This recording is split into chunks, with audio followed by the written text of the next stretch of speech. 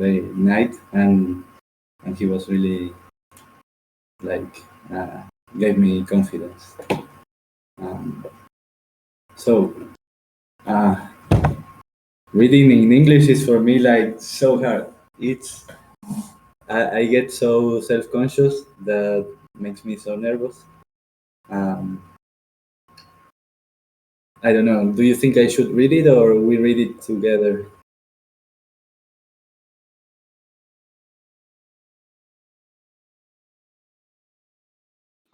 Don't worry, Tonga, do it. You got it.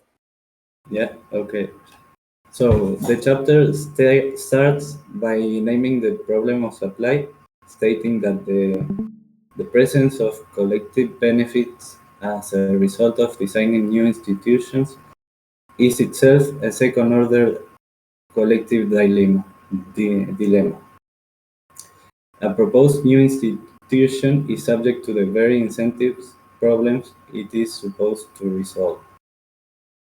So that is in regards to institutions for me. So in this half of the chapter, it is talked. There is many other topics talked, but I think that is something for the second part. So I really don't know if I can say much more than that about it. So in this chapter, we look at 3 areas beneath the Los Angeles metropolitan area. It is worth noting that basins save a lot of money because they are not only useful as water supplies, but also as water reservoirs. So I would like to use the questions to start maybe talking a little bit each. Thank you, Nate. I didn't modify them much or at all, but I read them. So, yeah, what were the incentives for institutional change in this CPR? So, I can tell briefly what I think, and then I feel like just saying, then we start the round, but she manages the room very, very amazingly. So yeah, the incentives were that the basins were about to break at some point, because if the water levels go much below what they should, they break. There can be the water from the sea can come in and make it not useful anymore. I don't know if the basins can. What was the other way for the basins to break? I think they are like underground reservoirs. So if the water goes too low, does anyone know what was the other thing that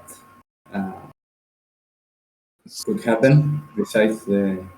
So if you over extract the water from one of those basins, the porosity of that stratigraphic layer will not hold water as much anymore. So it'll become compacted and it won't be able to hold that water. So you reduce the storage capacity for those basins. So anytime you over extract, you hold the potential of actually destroying the basin in the long term. Yeah. Yeah. So then what is a basin? Well, that is an underwater reservoir. And it was worth noting that it was much more expensive to use water from, I don't know, I picture like tanks or I don't know. So they had to use, it was much cheaper to use them. So then, number three, how to clearly identify the boundaries of the CPR? The problem is concentrated around supply versus demand and minimizing costs, providing water to society. Okay, I didn't pay much attention to that one. Maybe I can follow here. So we can talk about the type of people or companies interested in extracting the water from the basins. There were the overlying landowners that are the guys that own the land and live above it or can live above, and the appropriators that those are the main like water companies that sell the water to, like, they somehow privatize it, if that's a word in English. So yeah, and the big problem was that according to the law, everyone was motivated to take as much as they could. They were not uh, they were not laws basically until 1921 that they made the law for giving people rights to use as much as they can, as long as they put it to beneficial use. So I guess beneficial use can be for people to drink in the cities and for maybe the farms or maybe many use cases, the industry. So, but they were still, if they could put the water to beneficial use, they could still use as much as they could.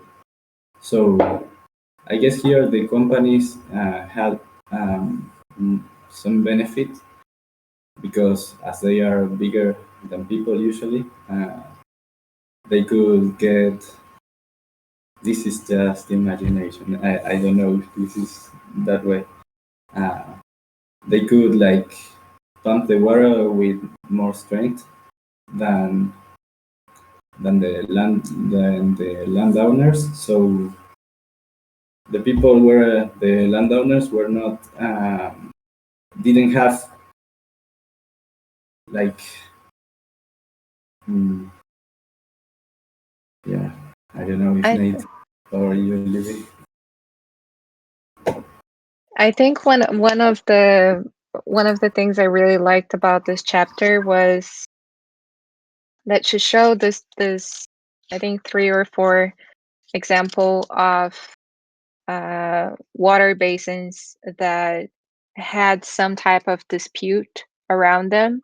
So there were multiple parties that had some type of conflict over the use of the water. And because water is such a precious resource, whenever this conflicts would arise, people would really go forward in the dispute. So they held this very complex disputes of sometimes like years, like 18 years, that other groups were observing, because everyone pays attention a lot on what is happening with the water, especially in Los Angeles area that is an area with very scarce amount of water, like like desert areas. So the outcome of these disputes were some type of collective organization. Like in all of the cases, the outcome was that we need to collaborate to be able to hold this precious resource. So I think that was very interesting. This like from a very individualistic perspective and incentives uh, to have this like over consumption, and then the conflict and the fear of losing the resource, and then the organization in a more like collaborative manner.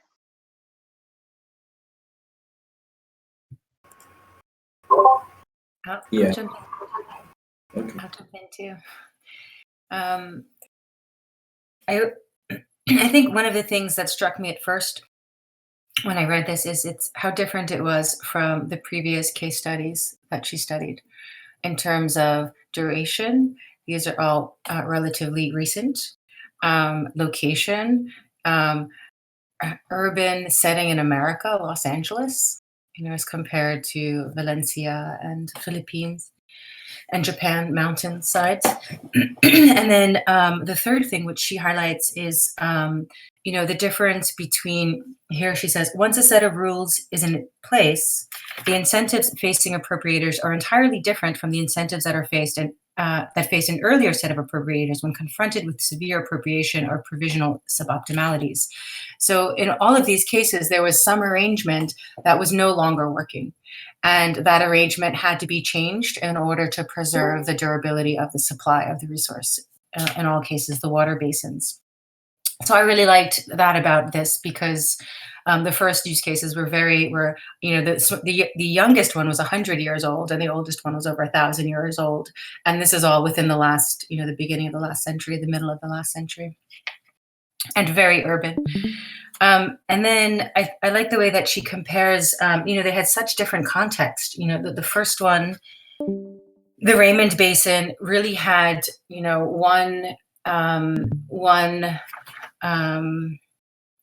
one producer that had that was equal to the other 30 producers combined. So they had like really one whale, if you will, in the group, whereas the next one had about 500 parties, and there was no dominant, there was no whale in that group. So it was very interesting for me to see how each of these groups had to find different solutions based on I don't want to say the ownership, but the piece of the pie, how the pie was divvied for their cooperatorship or their commons. I really enjoyed this chapter.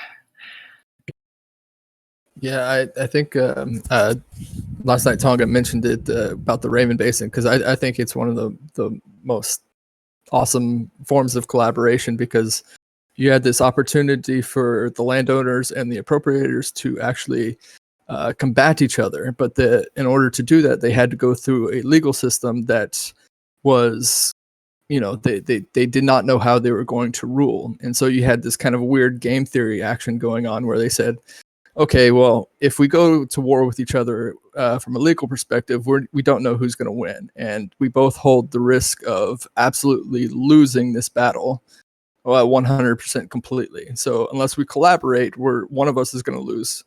And if we do collaborate, we can find some kind of middle compromise, and that's exactly what occurred.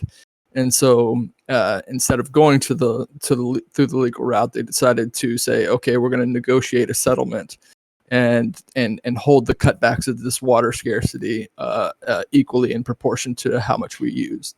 And I think that is a really good example of collaboration rather than combat. So it's just interesting.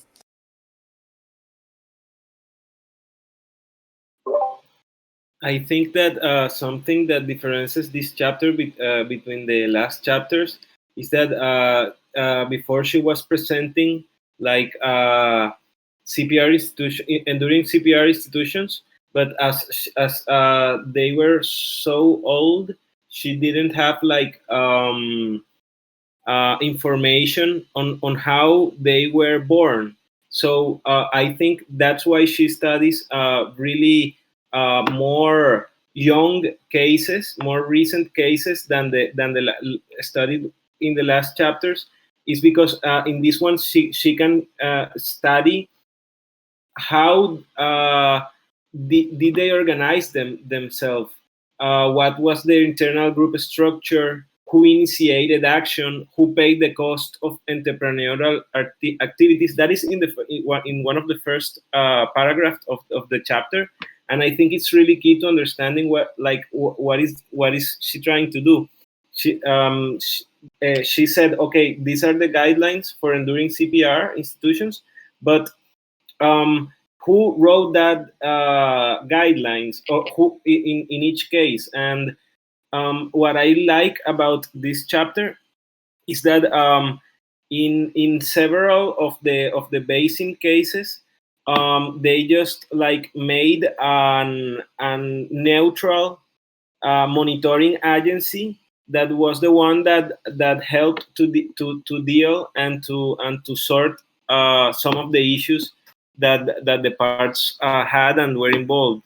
And a really key concept that I really liked about this chapter was she referring of quasi-voluntary compliance, and is that when rules are reasonable and they serve for the people, like people voluntarily go with them. So it's not some imposement; it's a voluntary compliance.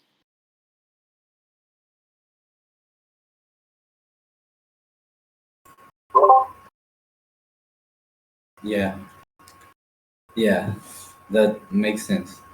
Um, I don't know if we should continue thinking of the setup a little bit, or we already saw all the incentives and all the participants, like from the appropriators or landowners' point of view. If we already did, so we could maybe uh, look at a bit more at the details of each of the basins, um, like maybe in surface or yeah, as you named, there in the Raven Basin there was like I I marked it because I liked it. The position of a dominant actor in a privileged group. So that was the main producer. That was Pasadena. Yeah, and you named it too, Tam. Um, so what for me was really interesting was the city that in the West Basin they didn't want to behave like the others. They were I think Hawthorne. They they thought their water rights were superior to the ones from the industries. Like they didn't want to give up in how much they were pumping. So they thought uh, for many years uh, they kept they kept doing it. Uh, it was like, how do you do in that case? Because there is no real rules yet. So I don't know. Um, Yeah, I then, think that. for Go ahead. example, this lawyer, I guess you are looking at the,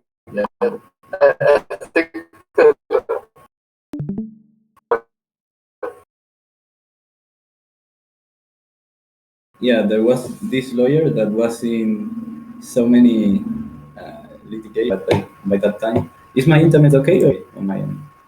Now, can you hear me okay? This was the lawyer I'm referring to. Um, I'm sorry, guys. I don't know if you are following or I'm just talking alone. I think are you? I'm not following you in the document, but you're at the west. We were talking about the West Basin, right? Yeah. Now I moved to the West Basin. Kenneth Wright was the lawyer. It says Kenneth Wright, who had served as the attorney for the city of Pasadena in the Raven Basin litigation, was the attorney for the California Water Service Company, and had made several presentations to West Basin producers concerning the mutual prescription concept used in the Raymond Basin. Here, if you can help me, Nate, because I remember we saw this concept, but I don't remember exactly the meaning. The mutual prescription. Understood. Yeah. Yeah, so it's just kind of the lawyer, he was advocating for collaboration rather than going through the legal aspects of it.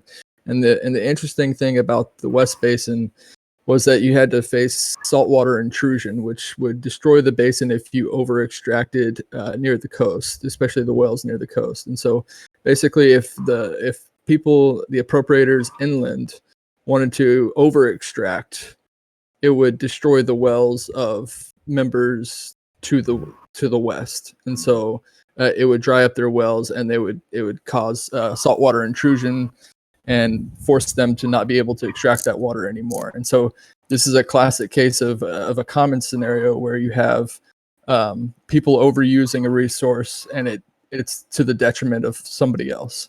And so when you see that occurring, you have to figure out a way to illustrate that to the rest of the appropriators or landowners. And in this case, it was very difficult because the information that we had about the capacity of these storage basins and the amount of water being used was basically unknown. And so trying to figure out basically who were going to be in charge of monitoring these systems and who was going to enforce them was all new concepts. It was new territory for everyone.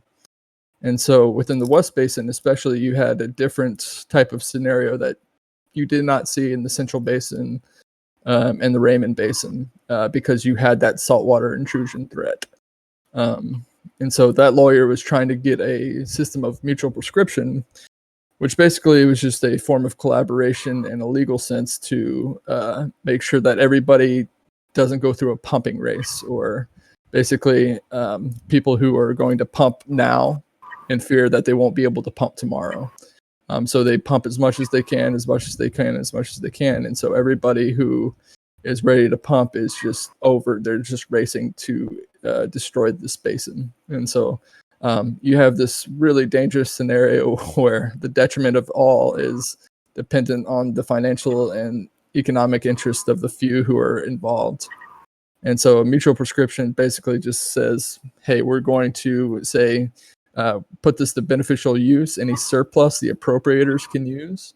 And that was very difficult from a legal perspective as well, because defining what surplus was and the capacity, like I said, was very, very unknown information at the time. And so they had to figure out who was the monitors and who was in charge of regulating that. I just want to chime in here. It's really interesting. What Nate just brought up is literally that's the bare bones of oil. That's how oil works. It's a pumping race. That is how oil works. It has nothing to do with anything else except get it as fast as you can, get as much as you can, with absolutely no care for anything else.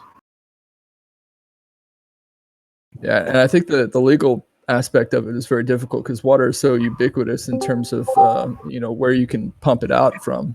And so, the riparian rights, or what they said were natural rights that we've always lived with, where it's like if you owned a well and you pumped water from that well, that you had absolute pure rights over that water. And then we came with the appropriators who were able to take that water from basically your land as a landowner and say, we're going to use it for our own uses. And we're able to do that by pumping over here off of your land, but it still comes from your water source. And having that situation occur, it became, the riparian rights no longer fit the mold. And that's when the legal system had to step in. And then they had to come up with this, proportional rights. of water usage. And so you had appropriators who were saying, okay, well, we provide a lot of water for everyone, and landowners are saying, well, we've always had the rights to this water, and you're now stealing from us. And so it's just it's a dynamic that is still plaguing the United States between almost all states, and it's left to different mechanisms by each state, like we see in the Raven Basin and other basins. And these case studies that they have associations now and water boards and water districts that manage these things now. Yeah. Okay. Okay, thanks, Duncan. The West Basin actually had some really interesting plot twists and turns, which would almost make a great movie. Originally, everyone agreed that there would have to be some sort of curtailment of withdrawal of water. And when the person was hired to examine the water source, the engineer was hired to examine the water source, they realized that the situation was far worse than they thought. And his recommendation of, I think it was a two-thirds reduction in groundwater production was opposed by everybody. Although I think they did actually end up implementing it because it did need to be done. But it goes back to how to get people to agree to curtail their production by such a large amount without being sure that everyone else will do it. And it ended up being that this idea of being a sucker comes back. That theme is revisited in this section, because there was essentially an agreement that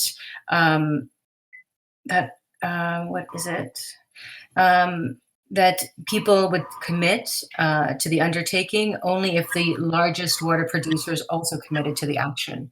So nobody wanted to commit to this without a large percentage of the other. In this case, I think there were 500 appropriators or land overlying landowners. So that was interesting too. And then the third plot to be self-serving, but they actually had a philosophical disagreement with the reduction in water that I found super interesting. And it was, even though they refused to curtail their water taking, their grounds was that they were providing water for a municipality, whereas the other appropriators were taking water for profit, and that the city municipality should take it should be ethically higher than the profit for these water rights. So I thought this was a very interesting use case, actually, because it had all of these sort of unexpected twists as we read through the end of the use case. Yeah. Yeah, the part when there were 500 parties involved was a bit not a big problem, because 19 producers accounted for about 85% of the total water. So yeah, that was not that big of a deal.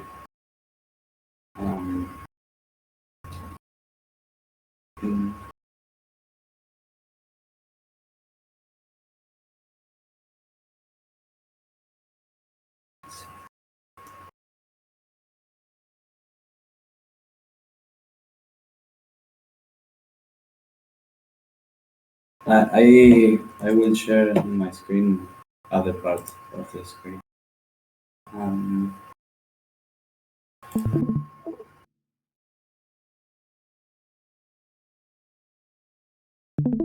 So one of the things that I couldn't really find was, when all this first started happening, who, I couldn't figure out who was responsible for developing all the infrastructure that was required for all of this to occur in terms of monitoring. And I mean, I know government was heavily involved in a lot of it, but I couldn't figure out who was responsible for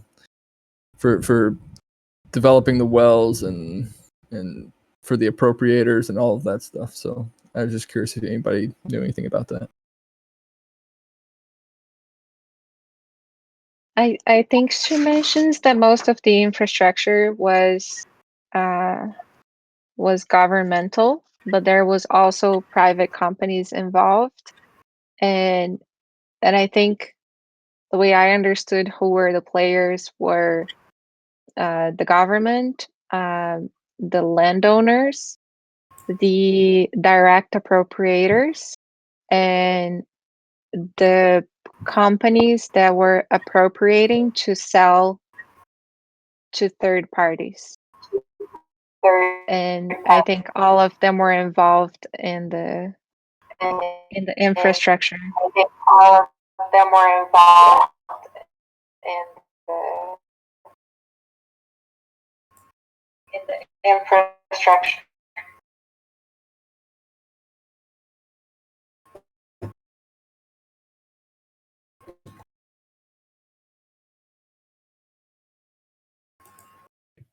I really like this question that you asked, Tonga.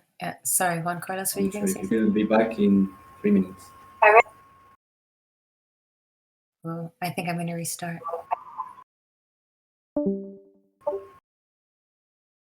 Okay, now I can see you. You move. So.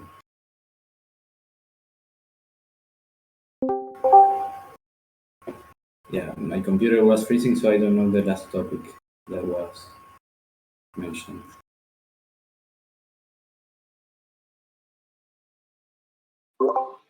We were I would say Tam was mentioning a question you had. Tam, did you want to continue that thought?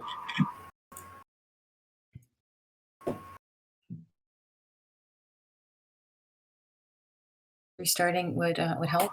But I really like the question number 10 and 11. What design principles that Osterministered in the previous chapter were present, and what design principles were absent. I think, it's sort of at the second to last page of the first part of this chapter, she talks about the water master and operating as a neutral monitoring agent, and how they were really responsible for transparency, not for imposing sanctions. And that I found it very interesting that the role was so successful because it was strictly, making visible the data points of how much water had been withdrawn, and then leaving the sanctions up to like sort of litigious parties for those who were, infracting on what was agreed upon.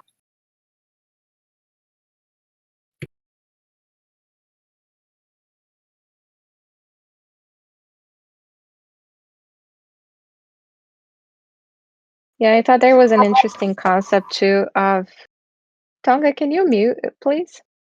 I'm getting some feedback. Thank you.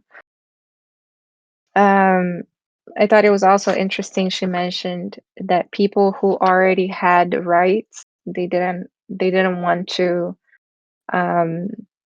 have new agreements that would take off the rights. I mean, that's very obvious, but it puts in perspective how serious the first agreements are, because if you give too much rights and at first, it's going to be really hard for people to agree not having those rights not having those rights anymore. And I think that ties to the amount of information that is available in the system, and how this is always the breaking point of like how people can take advantage of the system because information is not clearly available.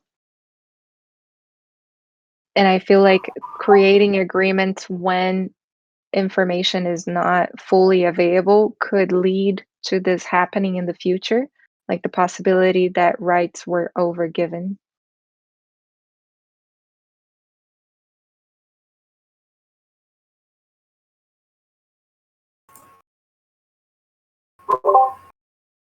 Yeah, I like when they made a magazine, I think, that said something like, let there be no surprises, either good or bad, but that was like the slogan of the magazine. So, as the word, I think that was.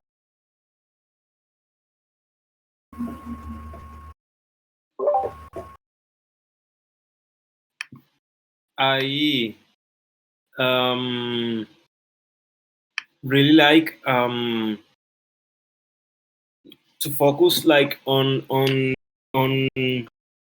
the strategies they use, and I like what they did on 1944, that they established an ad hoc committee to consider what should be next done.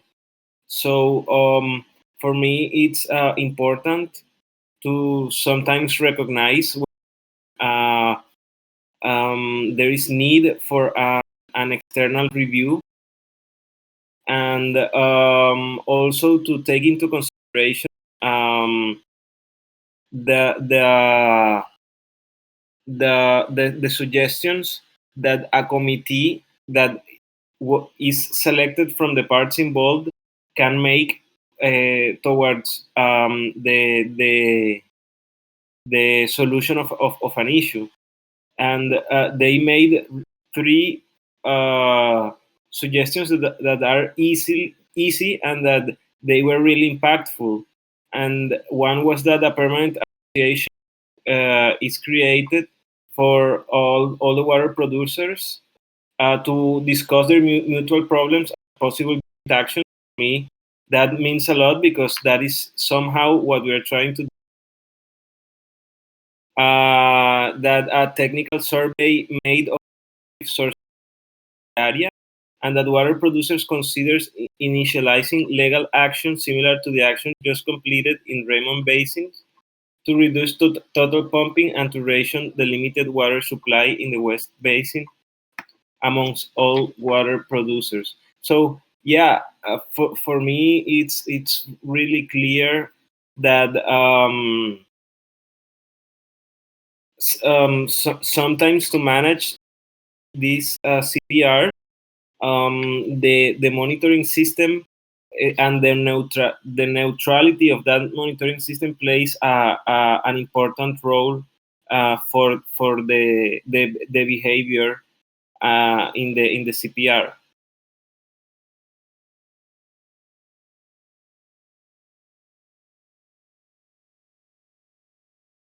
Yeah, I agree with that. The neutrality of monitoring is extremely important, and it's hard to get those types of checks and balances on it, especially when it comes to the information gathering that you get.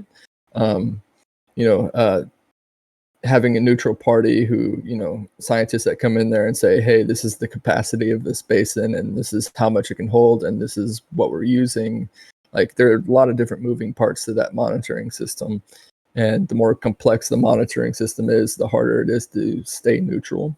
And so really the design of that type of system is very difficult to achieve.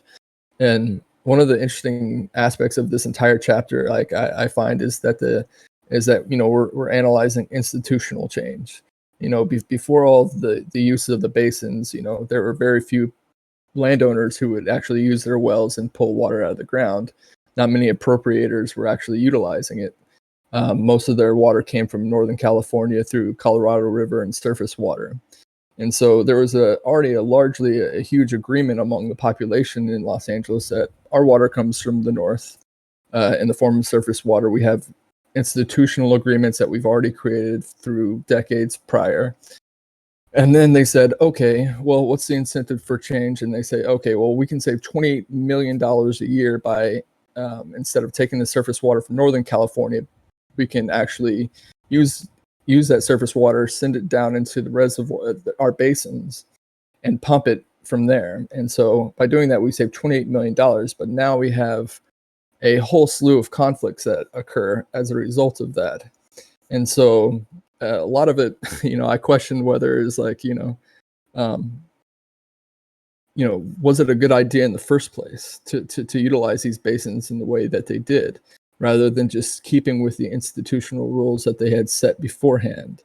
And the incentives for change were strictly monetary, but could you have avoided that entire scenario if you were just to say, we're just going to rely on surface water? Now, you probably wouldn't be able to expand your population at the rate that Los Angeles did because of these decisions. But it's just interesting to see what kind of decisions were being made and who made those initial decisions on behalf of the rest of the population.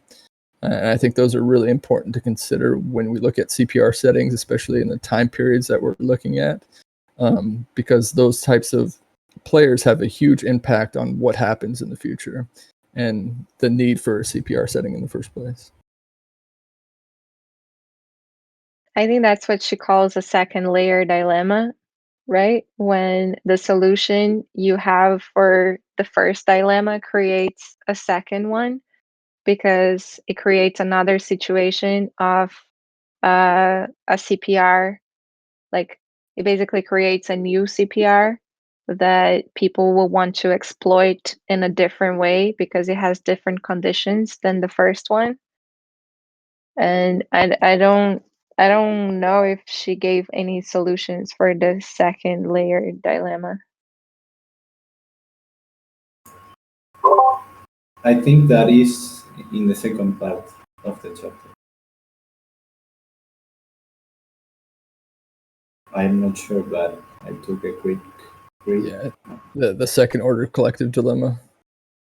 Yeah, I think so. But yeah, that's exactly right. Because I mean, I think she mentioned it in this chapter, like at one point of like, the problems that it was designed to resolve in and of itself created a new problem, and now you've got to solve for that as well.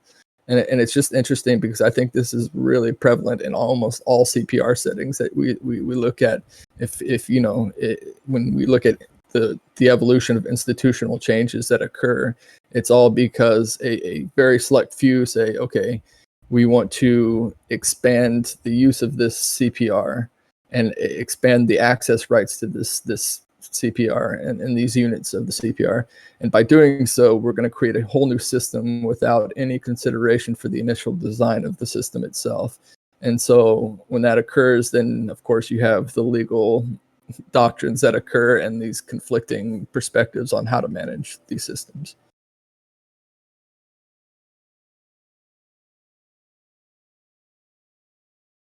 It's sounding to me more and more as we've been talking how like information seems to be the root of everything, because We can use these if basins now. It's like somebody discovered basins and noticed that they're, able to store mass amounts of water, and they're like, okay, we can utilize these.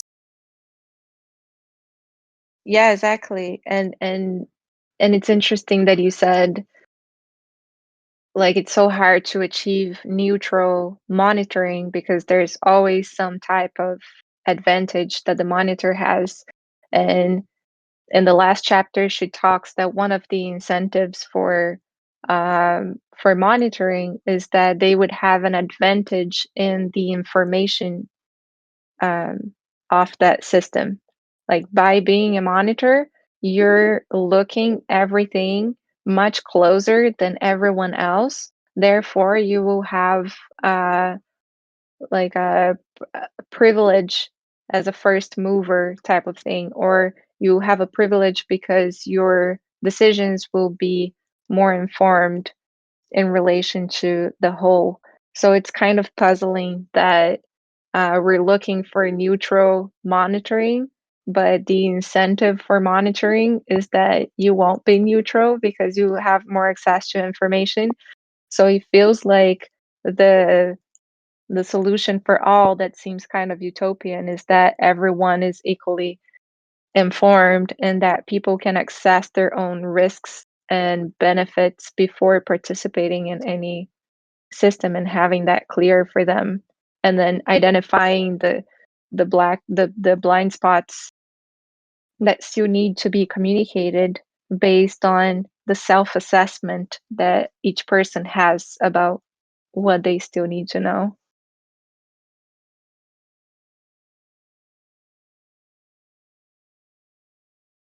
Informational asymmetry basically kills everything.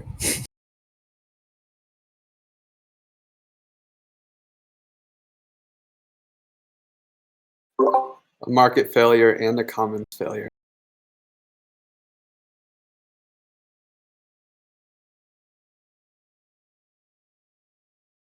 And it's interesting because it's my first trade was in geology, and to notice, you know, the way experts have, you know, they have unusual access to this type of information, but they're also the people that are relied upon to design policy.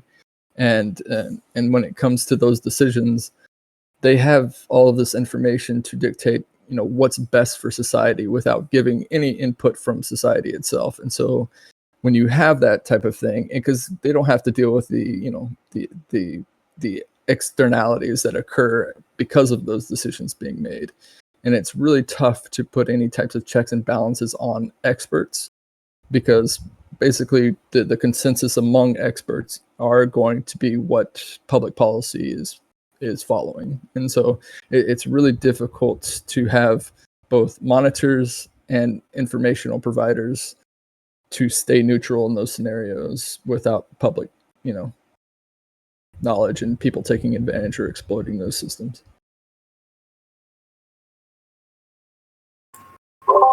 Yeah, there was a case in which a central, I don't know, it was, I think, some water association or something, that it just needed to inform the other, all the people, but didn't have to participate.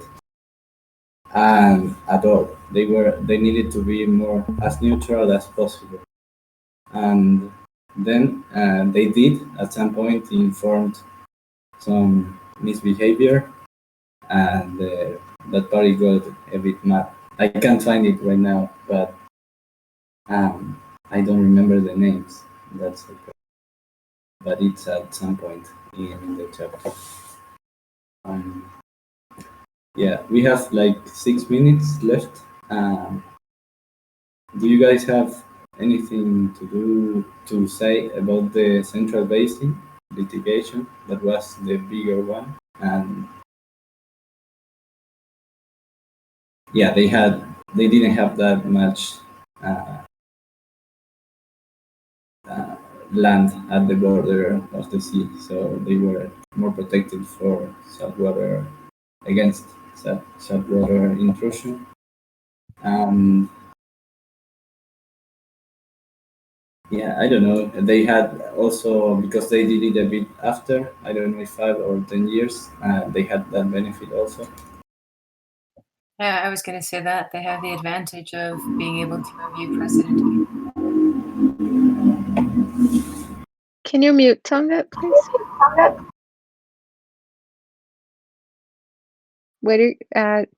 Tim, what were you saying? Oh, I was just going to say, yeah, they had the advantage, like huge advantage of being able to look at the precedent cases of two, you know, very similar cases in which they could, you know, see, you know, study the negotiations, study the results, and then shape their own case and their own agreements based on what has and hasn't worked with the previous two.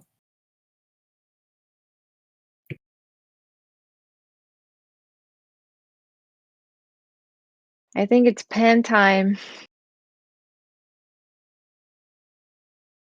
Thank you, Tonga. And thanks everyone for, yeah, Juan, do you want to say something? Yes, to take these minutes also to talk about if who is going to lead next session, and we are going to make a pause for the holidays. Yeah, I was going to mention that too. So we will make a pause until, let me confirm in the calendar. So we come back in the 5th. So next week is the 29th. And we won't have a call. So not next week, the other on the 5th. It's going to be our next meeting. So who wants to lead?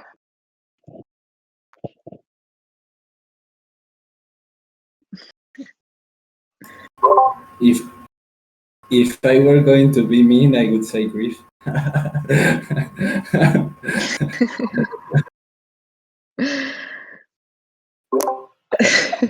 I've tried to read these chapters so many times, and I cannot do it. I don't know how you guys do it. You're all way smarter than me or something, because I can't get past like 2 pages. You're too busy with other stuff. Or I have ADD or something. I don't know. I don't know. Yeah, it's hard to read a book when you have 10 hours of calls per day. But if no one self proclaims to this role, Juan? Yes. For the 5th of Nice. January. 5th of And January, yeah. is from the second part to the 5th chapter. Yeah, it's a chill one. Or It's like less Juan than half, already I did think. it once. Maybe Tam can do it once if she wants to. Tam, Let Juan have it. Juan already Yes, did. I offered myself. Yeah. I would do it gladly. I don't know. I thought Tam liked it. So I thought maybe she wanted, but I don't know. I love it. I read it though like the night before, and in fact, last night I read it to one of my 8-year-old child to put her to sleep. It's fantastic how well it works. So I mean, I will volunteer if nobody else does. I'm not going to jump at it because I know the progression will. But I'm sorry, I have some serious connectivity issues at the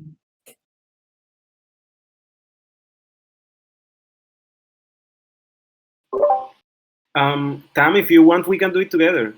We can share some notes and prepare the next session together.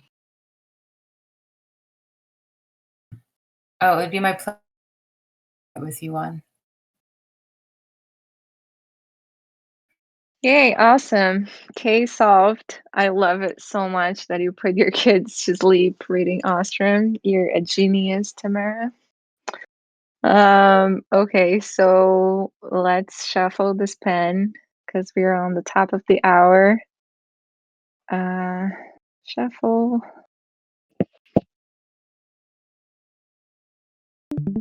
We are 1, 2, 3, 4, 5, 6, 7, 8.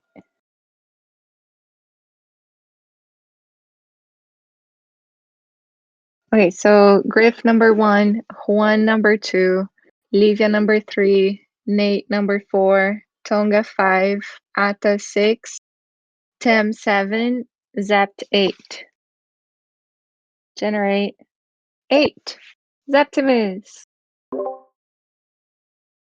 Yay! 1000 pen.